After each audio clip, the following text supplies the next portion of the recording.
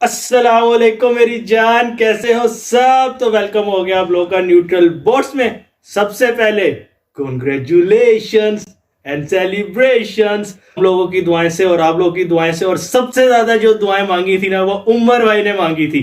अब मैं आपको कहूंगा don't forget to subscribe this channel Neutral Boards and press the bell icon. अगर आपको ये वीडियो पसंद है तो फिर इसको लाइक करें, कमेंट करें और शेयर करें। तो फिर कोई टाइम वेस्ट किए बगैर हम करते हैं फिर अपनी जर्नी स्टार्ट।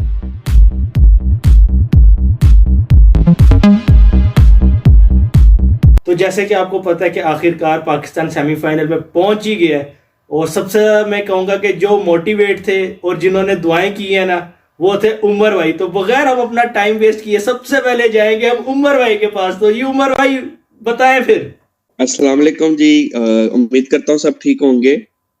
हमजा ने जैसे आपको बताया है कि as all we are motivated कि जी इंशाल्लाह पाकिस्तान जीतेगा और पाकिस्तान आएगा आगे सेमीफाइनल में।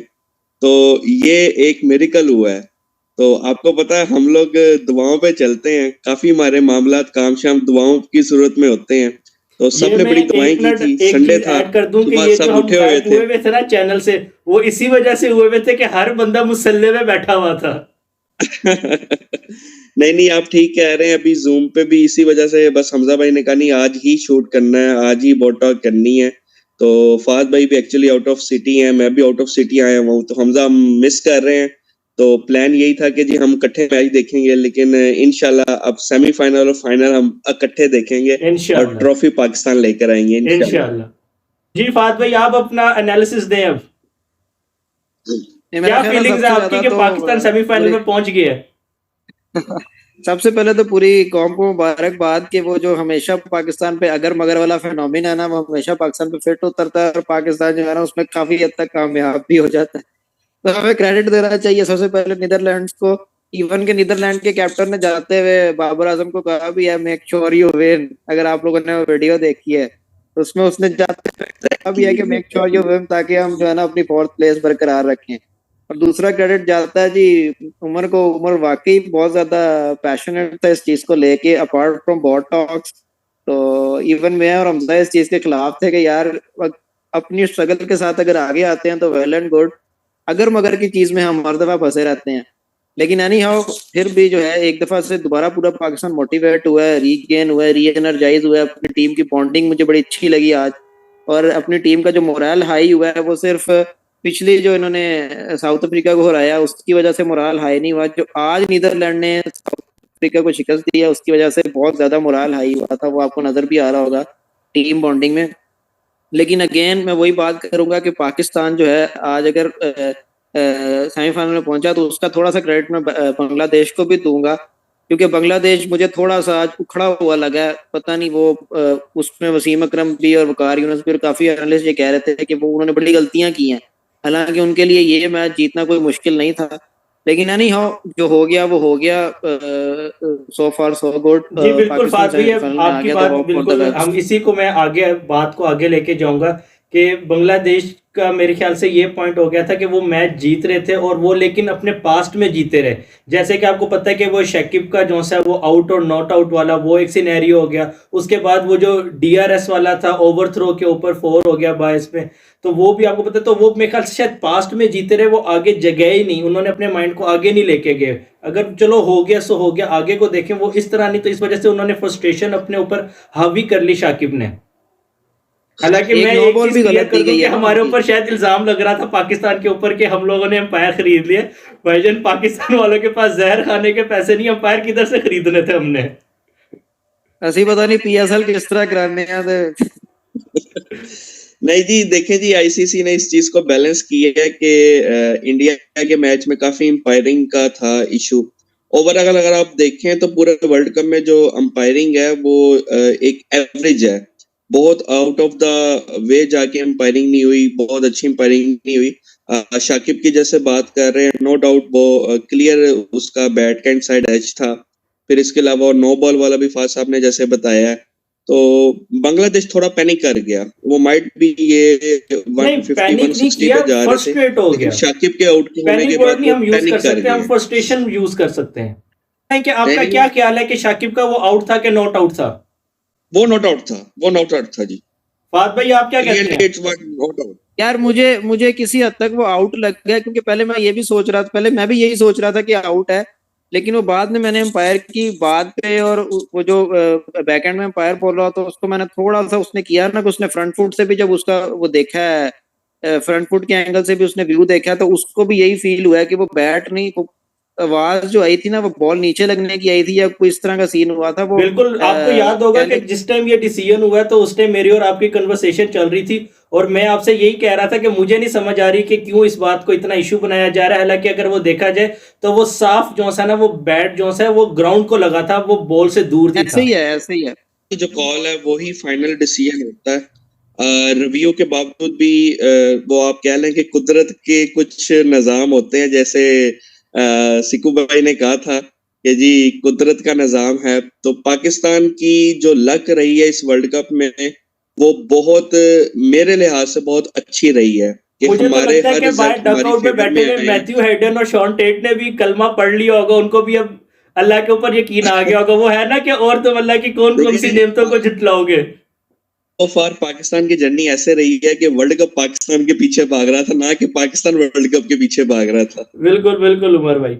अच्छा खैर, ये तो सारी बातें हो गई हैं कि हम चले जीत गए और सेमीफाइनल में पहुंच गए हैं, लेकिन वही बात है जो कि मैं हर दफा कहता हूँ कि अब ऐसा नहीं होना चाहिए कि पाकिस्तान मैच जीत गया तो सब कुछ सारा गंद जो है वो कारपेट के नीचे कर दो और खुश हो जाओ कि हाँ जी बस अब हम जीत गए। लेकिन बात यही है कि आपको भी पता है कि जिस तरीके से हम बांग्लादेश के साथ मैच जीते हैं, क्या आप लोगों को किसी को लगता है कि हम इसी तरीके से न्यूजीलैंड से अगर इसी परफॉर्मेंस के साथ, यही बैटिंग लाइनअप वगैरह के साथ या इन्हीं गलतियों के साथ हम चाहे जाएंगे तो हम न्यूजीलैंड को डिफीट दे सकते हैं, सेमीफाइनल और फाइनल में जा सकते हैं? देखिए जी, मैं इसके बारे में अगर आपको कहूँ तो बात यह है कि पाकिस्तान को थोड़ा सा अग्रेसिव माइंडसेट के साथ जाना पड़ेगा। ठीक है, आप जो लीग स्टेजेस थी उसमें आप समहाउ जैसे भी अगर मगर करके आ गए, लेकिन अब हमारे पास गलती की गुंजाइश नहीं है। अगर आपने इसी ओपनिंग पेयर के साथ जाना है तो बाबर और रिजवान को चाहिए कि वो थोड़ा सा पावर प्ले को यूटिलाइज करें। ठीक है, जो मुझे लग रहा है कि यही पेयर रहेगा, वो वन डाउन नहीं आएंगे। तो अग्रेसिव अप्रोच के साथ खेलें, पावर प्ले को अच्छा यूटिलाइज करें, 10-12 रन्स पर ओवर जाएं तो पाकिस्तान अच्छा टोटल कर सकता है अगर वो पहले बैटिंग करता है। नो डाउट हमारी बॉलिंग बहुत अच्छी है, लेकिन हमें अपना माइंडसेट थोड़ा सा चेंज करके अग्रेसिव अप्रोच के साथ जाना पड़ेगा। इस अप्रोच के साथ हम सेमीफाइनल फाइनल नहीं जीत सकते। जी फात भाई। अच्छा, एग्रेसिव अप्रोच की अगर मैं बात करूं, सबसे पहले तो आपको समझना पड़ेगा कि एग्रेसिव अप्रोच आप कहते हैं किसे हो। अगर आप अपनी मिडिल ऑर्डर की बात करें ना, तो हमारा मिडिल ऑर्डर एग्रेसिव अप्रोच के साथ ही खेलता है और नहीं खेल पाता। ठीक है, हमें सिर्फ ऑर्डर शिफ्ट करने की जरूरत है। अगर आज आप ट्विटर को फॉलो कर रहे हो, तो जिस टाइम बाबर और रिजवान ये इनकी पार्टनरशिप चल रही थी, तो इतना स्ट्रॉन्ग क्रिटिसिज्म बाबर पे आ रहा था कि आप उसको बिलीव नहीं कर सकते, और मैं खुद इस चीज के हक में था कि और आप वो स्ट्राइक ट्रेंड रोटेट शायद नहीं हम कर अभी रहे हो। बोल भी नहीं सकते कि जो कि ट्रेंड चल रहा था बाबर आजम के बारे में। वही ना, मैं खुद उस चीज के बारे में कॉन्शियस था कि आप T20 में अगर लेट्स सपोज, मैं पहले दिन से ये बात कर रहा हूँ कि पाकिस्तान को पावर प्ले यूटिलाइज करना नहीं आया, हमारी जितनी भी टॉक्स हुई हैं मैं उसमें यही बात करता आ रहा हूँ।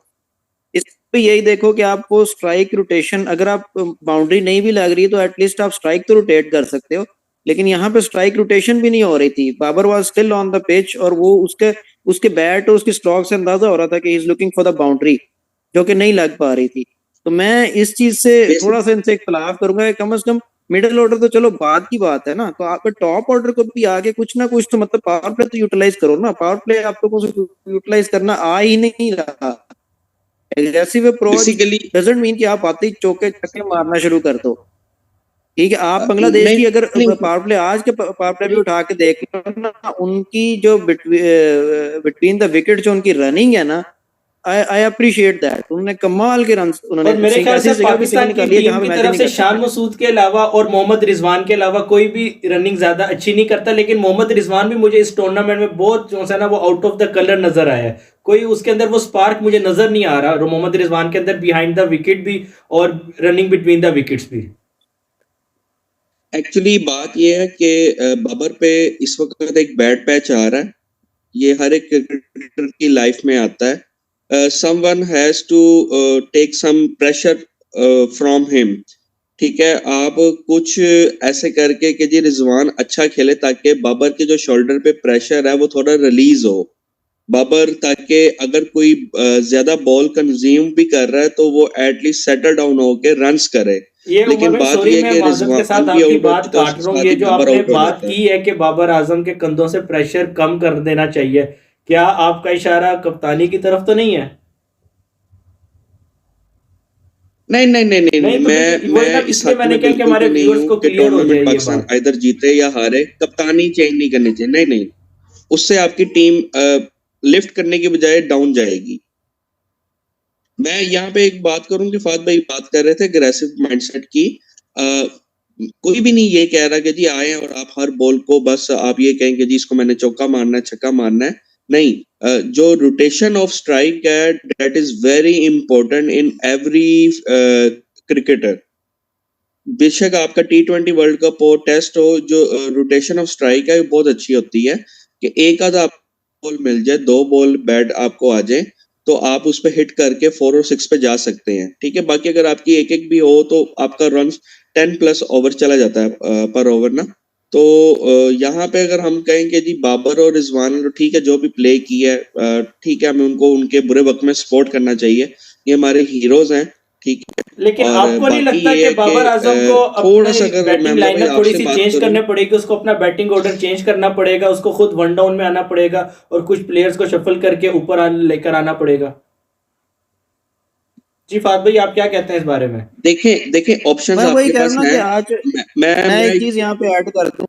मैं यहाँ पे एक चीज ऐड कर दूं कि आज वो उसकी बात करा ना, मैं अब अगर आज देखूं तो वन डाउन वो नवाज को भेज रहा है। दैट इज, मुझे उसकी वो अप्रोच पसंद नहीं आई कि वो क्यों उसको वो भेज रहा है। आपके पास शान मसूद है, आपके पास इफ्तिखार है, आपके पास हारिस है।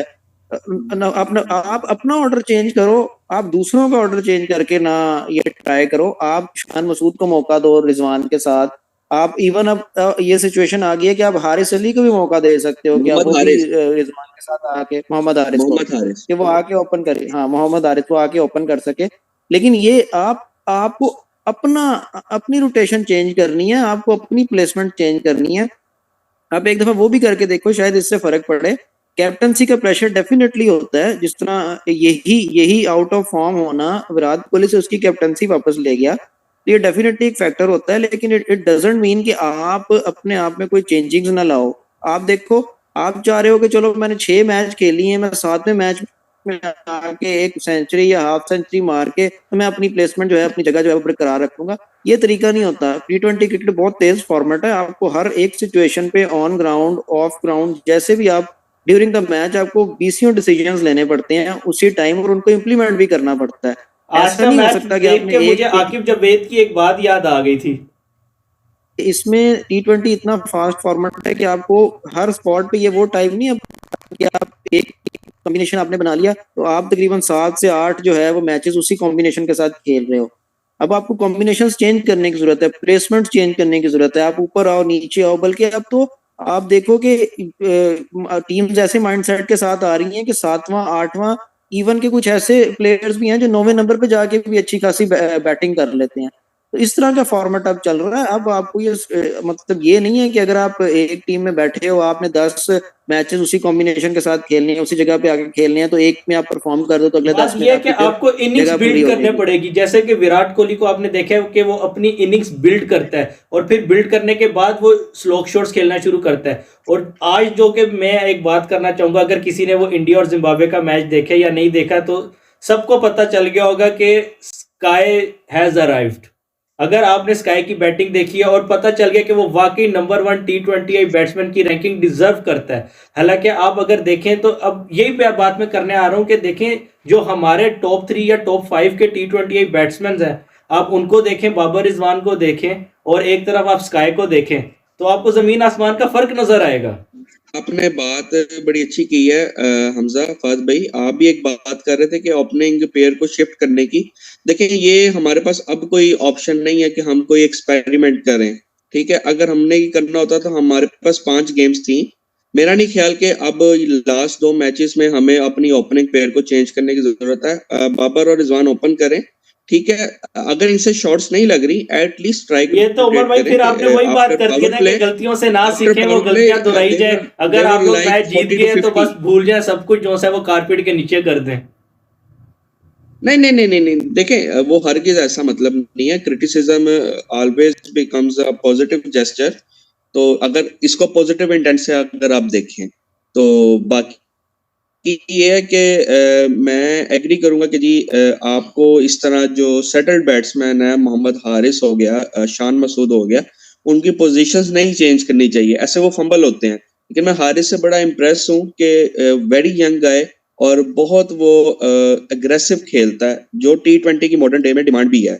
और लड़का लड़ रहा है, नजर आ रहा है कि वो उसको अपनी शॉट्स पे पूरी ग्रिप है, फुल कॉन्फिडेंट के साथ खेल रहा है। और इधर अगर हारिस के आज आप उसके रन्स माइनस कर दें तो हम लोग, मेरा नहीं ख्याल था कि इतनी इजीली हम जीत सकते थे, हमें मुश्किल आनी थी। साउथ अफ्रीका के मैच में भी उसका जो कैमियो था 30 रन्स का, और इस मैच में भी इसने पाकिस्तान को आज सेमीफाइनल में लेकर आया। तो ये वेरी वेल डन हारिस, नहीं, और सेमीफाइनल के उम्मीद अंदर करते तो हैं कि फिर जी आपको इनसे पता है ऐसी कि इनिंग्स जिस निकलेगी। तरह के उमर भाई कह रहे थे कि हमें ऑस्ट्रेलिया के अंदर एक्सपीरियंस की जरूरत है, तो फिर हमने यहाँ से अपना प्रोफेसर भेजा ऑस्ट्रेलिया में, जो एक एक्सपीरियंस लेके गए, जिसकी वजह से नीदरलैंड मैच जीती नहीं और फिर अब आप पाकिस्तान मैच जीता है। आप अब देखें, जिस तरह सब यही बात कर रहे हैं कि हमें अपनी गलतियों से सीखना है, तो अब हम इसी पॉइंट के ऊपर आते हैं कि हम किन पॉइंट्स के ऊपर गलतियां कर रहे हैं, हम उनको कैसे सुधारें, ताकि अब आपको पता है कि सेमीफाइनल में हमारा एक बड़ी टीम के साथ मुकाबला है। तो अब हम इसी पॉइंट्स के ऊपर आते हैं। आप सबसे पहले हम उमर भाई से पूछते हैं कि जी हमें क्या प्लेइंग 11 खिलानी चाहिए, और कौन सी आपको लगता है कि हमारे लूज पॉइंट्स हैं जिनको हमें कवर अप करना चाहिए। जी उमर भाई। देखें जी, first of all same playing 11, और जो लूज पॉइंट पाकिस्तान को हर्ट कर रहा है वो उनका पावर प्ले कर रहा है कि ओपनर्स रन नहीं कर रहे। तो बाबर और रिजवान को बस यही चाहिए कि स्ट्राइक रोटेट करें, अगर उनसे कोई शॉट्स वगैरह नहीं लग रही, एटलीस्ट वो स्ट्राइक रोटेट करें, ताकि हमारे मिडिल ऑर्डर पे भी प्रेशर ना आए और ना रिजवान और बाबर पे अदर प्रेशर आए। बाकी सेम स्ट्रेंथ के साथ जाएं, पॉजिटिव माइंड से, और लड़के खेलें। हमारा ट्रैक रिकॉर्ड भी न्यूजीलैंड के खिलाफ सेमीफाइनल्स में आईसीसी टूर्नामेंट्स में अच्छा है, तो ये हमारे पास एक एज है। और इफ पाकिस्तान टॉस जीतता है तो they should go for batting first. तो एक पीस ऑफ माइंड से रन्स ऑन द बोर्ड होंगे, और एक सेमीफाइनल का भी प्रेशर होता है, तो अच्छे तरीके से उसको हमारी बॉलिंग डिफेंड कर लेगी। एक मिनट उमर भाई, मैं आपसे एक ये बात करना चाहूंगा कि जिस तरह आपने कहा कि हम पावर प्ले को यूटिलाइज नहीं कर रहे हैं, और आपने उसका सोल्यूशन ये बताया है कि बाबर और रिजवान ओपन करके स्ट्राइक रोटेट करें, तो वो जो एक पावर प्ले है उसको हमने फिर यूटिलाइज किस तरह किया अगर हम पावर प्ले में आके स्ट्राइक रोटेट कर रहे हैं। आई थिंक इसको मैं कंक्लूड कर देता हूँ।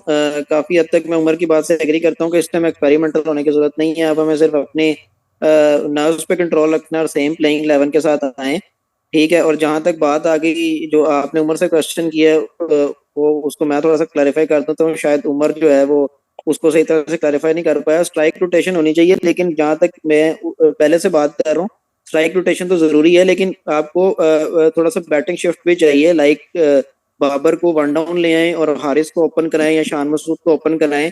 तो ये मेरे लिए एक ऑप्शन है कि इसमें जो है ना नेक्स्ट मैच में आपको ये एक्सपेरिमेंट करना चाहिए कि बाबर को वन डाउन लेकर आए, शान मसूद को या हारिस को रिजवान के साथ ओपन करवाएं, वो बेहतर है। लेकिन कॉम्बिनेशन अब चेंज नहीं करना चाहिए। अब आपका विनिंग कॉम्बिनेशन बन गया।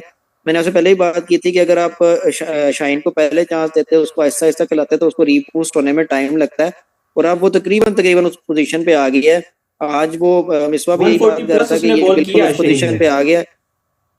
हाँ, उन्होंने कहा कि अभी वो उसकी पेस वापस आ गई है, रिदम वापस आ गया, लेकिन अभी भी तीन चार चीजें हैं जिस पे काम होना बाकी है। लेकिन अब वो काफी हद तक जो है ना वो इस पोजीशन में आ गया कि उसको अब कंटिन्यू चलाया जा सके। इंशाल्लाह।